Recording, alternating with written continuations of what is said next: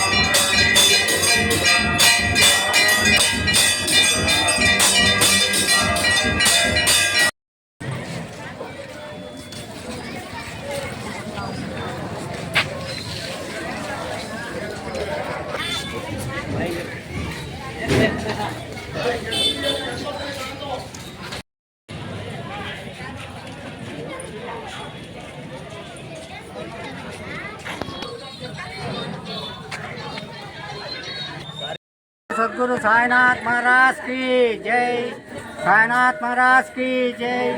इवाళ గురు పౌర్ణమమ్మ తాడిగడప సాయిబాబా మందిరం ప్రతిష్ట 16 సంవత్సరాలైంది. ఇవాళ గురు పౌర్ణమి, గురువులు సన్మానించుకునే పుణ్యదినం. అట్లాగే బాబావారు సద్గురువులు ఆయన కార్యక్రమం జరుగుతుంది.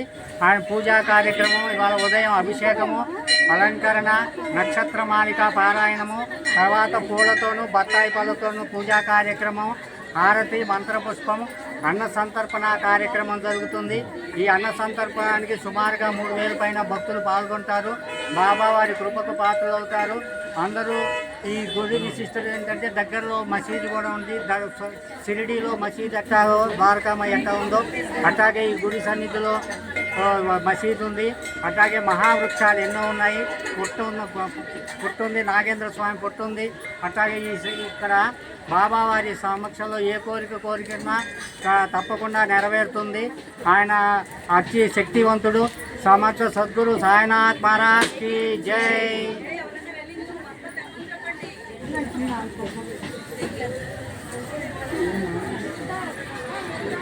పేరు అనురాధ.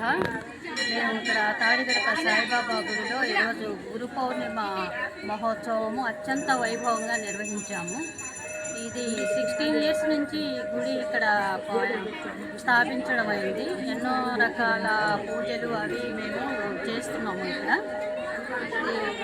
గురు పౌర్ణమి అంటే చాలా విశేషమైన రోజు అండి. ఈరోజు బాబా గారికి చాలా అభిషేకాలు, పూజలు అవన్నీ నిర్వహించడం జరిగింది. వేదవ్యాసుడు వినాయకుడు కదండి. ఇది వినాయకుడు వేదవ్యాసునికి ఇది ఈ స్టోరీ చెప్పడం జరిగింది గురు పౌర్ణమి విశిష్టత గురించి. తాడిగడప సాయిబాబా మందిరము కార్యక్రమం అనంతరము భక్తులకి అన్నదానము, ప్రసాదము అవి పక్కన హాల్లో అది ప్రసాద వితరణ జరుగుతుందండి. చాలామంది భక్తులు వచ్చి బాబా గారి దర్శనం చేసుకుని వెళుతున్నారు. చాలా ఆనందదాయకంగా ఉంది. వర్షం లేకపోవటం కూడా మా అదృష్టంగా చెప్పుకోవచ్చు. అది